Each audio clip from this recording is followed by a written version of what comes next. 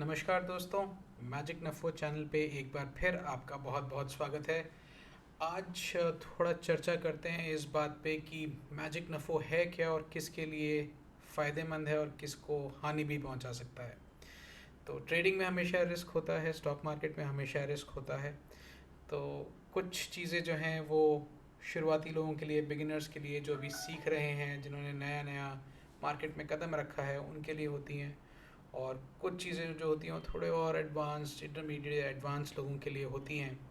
तो नफ़ो जो है वो बिगिनर्स के हिसाब से नहीं है। मैजिक नफ़ो में जो हमारी बातें होती हैं, जो हम एनालिसिस डिस्कस करते हैं, वो बिगिनर्स के लिए नहीं है। अगर आपको नहीं पता कि लेवरेज क्या होता है, किस तरह से आपको रातों रात अमीर या फिर रातों रात फ़कीर बना सकता है, अगर फ्यूचर्स एंड ऑप्शन से आप वाकिफ़ नहीं हैं, अगर आपके पास एक एग्जिस्टिंग ट्रेडिंग स्ट्रैटेजी नहीं है जो आप कंफर्टेबली एग्जीक्यूट कर सकें, तो नफ़ो आपके लिए सही चैनल नहीं है। मैजिक नफ़ो में जो आप चीज़ें पाएंगे उनसे आपको लाभ कम और हानि ज़्यादा होने की संभावना है।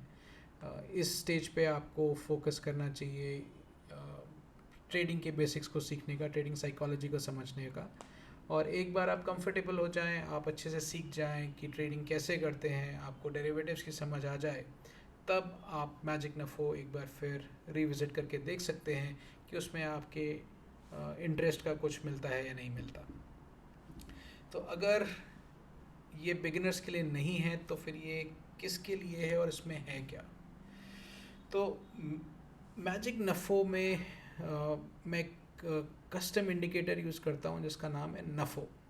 और ये एक मार्केट टाइमिंग इंडिकेटर है। टाइमिंग इंडिकेटर मतलब ये मार्केट में एंट्री के सही टाइम को इंडिकेट करता है। तो इसका एक उदाहरण देखते हैं। तो ये बजाज फिनसर्व का चार्ट है। अभी रिसेंटली इसमें एक अच्छा मूव आया था। आप देख सकते हैं कि जब ये ऊपर की दिशा में जा रहा था, तो ये जहाँ पे आपको ग्रीन डॉट मिल रहा है ऊपर, ये लॉन्ग एंट्री का सिग्नल था कि यहाँ पे एक छोटा स्टॉप लॉस लेके पोटेंशियली ट्रेंड कंटिन्यूएशन हो सकता है। तो यहाँ पे लॉन्ग एंट्री के सिग्नल हमें बार बार बार बार मिल रहे थे। लेकिन एक बार ये पलट के गिरना शुरू हुआ तो ये लॉन्ग एंट्री और लॉन्ग ट्रेंड के कंटिन्यूएशन के जो सिग्नल थे ये हमारे बंद हो गए। और कुछ समय बाद यहाँ पे शॉर्ट सिग्नल जनरेट होने शुरू हो गए, जो आप देख सकते हैं यहाँ पे लाल डॉट्स हैं कि यहाँ पे एक अच्छा शॉर्ट ट्रेड निकल सकता है, शॉर्ट ट्रेंड यहाँ पे कंटिन्यू हो सकता है, डाउन ट्रेंड कंटिन्यू हो सकता है। और आप नोटिस करेंगे कि कई जगहों पे हैं, कई जगहों पे ये डॉट्स नहीं हैं। अब जैसे उदाहरण के लिए इस जगह पे कोई भी शॉर्ट सिग्नल जनरेट नहीं हुआ। वो इसलिए जनरेट नहीं हुआ क्योंकि ट्रेंड कंटिन्यूएशन में यहाँ पे स्टॉप लॉस जो था वो काफ़ी ज़्यादा आ रहा था। अगर यहाँ से यहाँ तक का स्टॉप लॉस लें, एंट्री जो थी इस कैंडल के बाद में ये 14,350 के आसपास थी, और आपका स्टॉप लॉस आता 15,050 के आसपास, 700 रुपये का, यानी कि लगभग 5% का स्टॉप लॉस आता। तो हालांकि यहाँ पे ट्रेंड तेज़ी में था, फिर भी इंडिकेटर ने कोई सिग्नल नहीं दिया क्योंकि ये एंट्री के लिए उपयुक्त नहीं था। तो ये काम है नफ़ो का। ये मुझे ये बताता है कि मार्केट में एंट्री करने के लिए ये समय सही है या नहीं है। यहाँ पे आप देखेंगे जब ये पुल अप आया, ये इस डाउन ट्रेंड में एक थोड़ा सा रिएक्शन आया, तो कहीं पे भी एक एंट्री सिग्नल जनरेट नहीं हुआ। और जैसे ही लगा कि ये वापस कंटिन्यू होने वाला है, तो फिर से हमारे शॉर्ट के एंट्री सिग्नल जनरेट होने शुरू हो गए। अब क्योंकि ये ट्रेंड के ऊपर काफ़ी रिलाई करता है ये सिग्नल, तो जहाँ पे ट्रेंड रिवर्स होता है वहाँ पे एक हाथ दो फॉल सिग्नल भी आ सकते हैं। अब यहाँ पे आप देखेंगे कि एक बार ट्रेंड रिवर्स होकर ऊपर की तरफ जाना शुरू हुआ तो कुछ समय बाद इसने यहाँ पे लॉन्ग एंट्री के सिग्नल देने शुरू करे और काफ़ी अच्छा लॉन्ग ट्रेड यहाँ पे मिला भी। तो ये है नफ़ो इंडिकेटर, जो हमें बेसिकली ये बताता है कि ट्रेड लेने के लिए या मार्केट में एंटर करने के लिए क्या ये समय सही है या नहीं है। और ये लॉन्ग और शॉर्ट दोनों साइड के ट्रेड्स देता है। जैसे कि अभी मैंने आपको दिखाया हरा और लाल डॉट था, तो दोनों के लिए ये अलर्ट जनरेट कर देता है कि किस स्टॉक पे लॉन्ग ट्रेड आ सकता है, किस पे शॉर्ट ट्रेड आ सकता है। और जैसा कि मैंने कहा कि प्राइमरी फोकस जो है वो ट्रेंड कंटिन्यूएशन बेस्ड अपॉर्चुनिटीज़ होती हैं। और इसमें भी कई तरह की अपॉर्चुनिटीज़ होती हैं। कुछ होती हैं जो इंट्राडे के लिए सूटेबल होती हैं, कुछ हैं जो स्विंग के लिए, और कुछ की ट्रेंड पे घुस के फिर उसको ट्रेंड राइडिंग का जो भी आप सिस्टम यूज़ करते हैं उसको यूज़ कर सकते हैं। और ये जानने के लिए कि कौन सी एंट्री किस तरह की ट्रेडिंग के लिए उपयुक्त है, मैं अक्सर इसको और टेक्निकल एनालिसिस के जो दूसरे तरीके होते हैं, जैसे एलियट वेव एनालिसिस हो गया, नियो वेव एनालिसिस हो गया, और support, resistance, trend line, Fibonacci, time cycles, काफ़ी तरह के टेक्निकल एनालिसिस जो मैंने सीखे हैं, जो मुझे आते हैं, उनके साथ में कंबाइन करके मैं ये डिटरमाइन करता हूँ कि इनमें से जितनी स्टॉक्स जिनमें सिग्नल जनरेट हुए हैं उनमें से वाकई में अच्छी अपॉर्चुनिटीज़ कौन सी हैं जिनके की सक्सेस की संभावना ज़्यादा है। अब आइए ये समझने के लिए एक दो उदाहरण और देखते हैं कि जो मैंने कहा उसका मतलब क्या है। अब ये देखिए, ये है डीएलएफ का चार्ट, और डीएलएफ में ये 8 जुलाई से लगातार लॉन्ग सिग्नल्स आ रहे थे कि इसमें लॉन्ग ट्रेंड आ सकता है। और ये मेरी लॉन्ग वॉच लिस्ट में आया था 27 जुलाई को। ये 27 जुलाई की पहली कैंडल है, तो 27 जुलाई को मार्केट खुलने से पहले इस पॉइंट पे ये लॉन्ग वॉच लिस्ट पे था। और आप देख सकते हैं कि यहाँ से कितना तेज़ मूव आया है उसमें। तो ये यहाँ पे एंट्री लेनी है या फिर यहाँ पे लेनी है, ये डिपेंड करता है और बहुत सारी टेक्निकल एनालिसिस पे, जो कि मैं नफ़ो के साथ में कंबाइन करता हूँ और कुछ चुनिंदा स्टॉक्स को अपनी रोज़ाना की ट्रेडिंग की वॉच लिस्ट पे लेकर के आता हूँ। एक और एग्जांपल देखते हैं। ये है डिवीज़ लेबॉर्ट्रीज़। अब डिवीज़ लेबॉर्ट्रीज़ में आप देखेंगे हाल फिलहाल में लॉन्ग के काफ़ी स्ट्रॉन्ग सिग्नल्स जनरेट हो रहे हैं, ट्रेंड भी देखने में लग रहा है कि काफ़ी तेज़ है, वॉल्यूम्स भी अच्छे आ रहे हैं। लेकिन इसके अगर मैं लॉन्ग टर्म चार्ट्स देखूं, और जो मेरा टेक्निकल एनालिसिस कहता है वो ये कहता है कि ये तेज़ी का स्टॉक नहीं है, ये मंदी का स्टॉक है आजकल। तो आप देखेंगे इसमें डाउन ट्रेंड चल रहा है, काफ़ी टाइम से काफ़ी ऊंचाई से गिरा है। अब कुछ लोगों को हो सकता है ये बाइंग अपॉर्चुनिटी लगे कि ये इंडेक्स का स्टॉक है, 5,500 रुपये से करेक्ट होके ऑलमोस्ट 3,400 रुपये पे मिल रहा है और तेज़ी पकड़ रहा है, तो हो सकता है कि अच्छा मूव ऊपर की तरफ दे जाए। मेरा व्यू इस पे नेगेटिव है। मुझे जहाँ तक लगता है ये यहाँ से 4,005 के लेवल तक जा सकता है, तो 100 रुपये की तेज़ी और आ सकती है, और उसके बाद ये पलट के 3200 तक आ सकता है। तो जो स्टॉक मुझे अंदेशा है कि कहीं से भी 4,005 तक कहीं से भी पलट करके 3200 तक आ सकता है, उस पर मैं भले ही नफ़ो कह रहा हूँ कि यहाँ पे ट्रेंड के हिसाब से लॉन्ग एंट्री बनती है, मैं उसको अपनी शॉर्ट लिस्ट पे नहीं डालता। एक और उदाहरण, ये काफ़ी टाइम से मेरी शॉर्ट वॉच लिस्ट पे चल रहा है, जहाँ पे कि इस समय के आसपास रिवर्सल का अंदेशा हुआ था, और ये 25 जुलाई को रिवर्सल के लिए मेरी वॉच लिस्ट पे था, जो मैंने यूट्यूब पे डाली थी। और वहाँ से उसने डाउन मूव काफ़ी अच्छा दिया।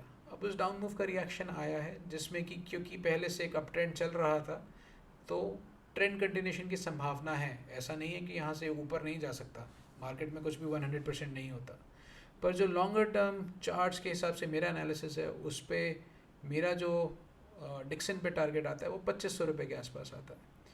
तो 3,800 का स्टॉक जो मुझे 2,500 तक जाने का अंदेशा है, वो भले ही नफ़ो में लॉन्ग ट्रेड के लिए आ रहा हूँ, मैं उसमें शॉर्ट ट्रेड की इंतज़ार करता हूँ कि एक बार इसमें वापस डाउन मूव स्टार्ट होने दो, एक बार फिर से इसका डाउन ट्रेंड राइड करेंगे, क्योंकि वो ट्रेंड काफ़ी लाभदायक हो सकता है। तो ये कुछ उदाहरण हैं कि किस तरह से मैं अपनी ट्रेडिंग वॉच लिस्ट बनाता हूँ हर रोज़। और हर रोज़ मैं ये ट्रेडिंग वॉच लिस्ट ट्विटर पे, इंस्टाग्राम पे और यूट्यूब पे शेयर करता हूँ। ये मैजिक नफ़ो जो है, ये हैंडल है, आप देख सकते हैं स्क्रीन पे। तो ये है मैजिक नफ़ो का कंसेप्ट, कि ये एक ट्रेडिंग वॉच लिस्ट है, लॉन्ग और शॉर्ट दोनों, जिसमें कि मैं कुछ टेक्निकल एनालिसिस के बेस पे वो स्टॉक्स रखता हूँ जो शॉर्ट टर्म में अच्छा मूव दे सकते हैं, या तो इंट्राडे में या स्विंग में या ट्रेंड में। कभी कभार मेरी वॉच लिस्ट पे एक आध दो रिवर्सल के स्टॉक्स होते हैं, जैसे डिक्सन आया था बीच में, और अभी भी डिक्सन जो है रिवर्सल के लिए मेरी वॉच लिस्ट पे है। तो पर वो रिलेटिवली कम होते हैं। ज़्यादातर जो फोकस रहता है वो ट्रेंड राइडिंग की अपॉर्चुनिटीज़ पे ही रहता है। इसके साथ में अब जो सवाल उठता है वो ये कि कैच क्या है। तो मैं ये क्लैरिफाई करना चाहता हूँ कि मेरे पास बेचने के लिए कुछ भी नहीं है। मैं कोई टेक्निकल एनालिसिस का आपको कोर्स नहीं बेच रहा, मैं कोई सॉफ्टवेयर नहीं बेच रहा, कोई इंडिकेटर नहीं बेच रहा, कोई मेंटरशिप प्रोग्राम नहीं है मेरा, कोई मेरी ऑनलाइन क्लासेस नहीं है। मैं सिर्फ वॉच लिस्ट और टेक्निकल एनालिसिस शेयर करता हूँ लगभग रोज़ाना, और सब कुछ बिल्कुल फ्री है, कोई हिडन एजेंडा नहीं है। लेकिन आपसे गुजारिश ज़रूर ये है कि ये सब कुछ सीखने में कई साल की मेहनत लगी है, मेरी अपनी रिसर्च लगी है जो मैंने खुद कस्टम इंडिकेटर डेवलप किया है मार्केट टाइमिंग के लिए। और उसके अलावा हर रोज़ कई घंटों की मेहनत लगती है इन चार्ट्स को एनालाइज करने के लिए, ये वॉच लिस्ट बनाने के लिए और ये वीडियोस बनाने के लिए। तो आपसे अनुरोध है कि प्लीज़ वीडियो को लाइक कीजिए, चैनल को सब्सक्राइब कीजिए, ट्विटर और इंस्टा पे फॉलो कीजिए और अपने दोस्तों और दूसरे ट्रेडर्स के साथ शेयर कीजिए, क्योंकि उससे मुझे काफ़ी प्रोत्साहन मिलता है। अब वर्ड ऑफ कॉशन, ये ट्रेडिंग रिकमेंडेशंस नहीं है, ये वॉच लिस्ट है। वॉच लिस्ट और ट्रेडिंग दो बहुत अलग चीज़ें होती हैं।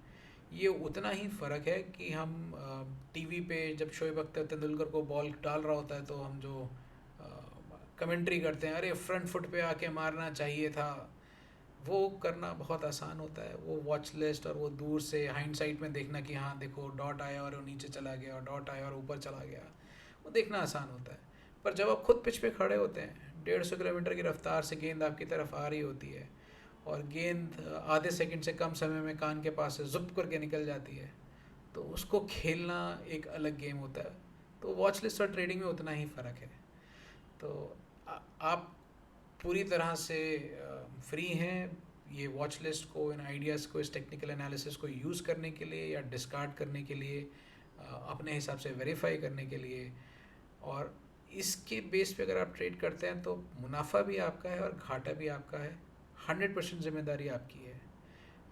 मैं इंडिपेंडेंट अपने हिसाब से अपनी ट्रेडिंग के लिए वॉच लिस्ट बनाता हूँ, अपने लिए टेक्निकल एनालिसिस करता हूँ जो मैं शेयर करता हूँ। मेरे पास कोई सर्टिफिकेशन नहीं है, सेबी या किसी और बॉडी ने मुझे रिकग्नाइज़ नहीं किया हुआ। और हो सकता है कि कभी कभी ऐसा भी हो कि मैं जो वॉच लिस्ट में स्टॉक्स लेके आ रहा हूँ उनमें मेरी पहले से पोजीशन हो, अगर मैं पहले से उस ट्रेंड पे राइड कर रहा हूँ और री एंट्री मिल रही है, पिरामिडिंग की ऑप्शन मिल रही है, तो हो सकता है वो दोबारा मेरी वॉच लिस्ट पे आए। तो हो सकता है कुछ स्टॉक्स में मेरी पोजीशन हो सकता है कुछ में ना हो। और पर ऐसा कभी कभार होता भी है।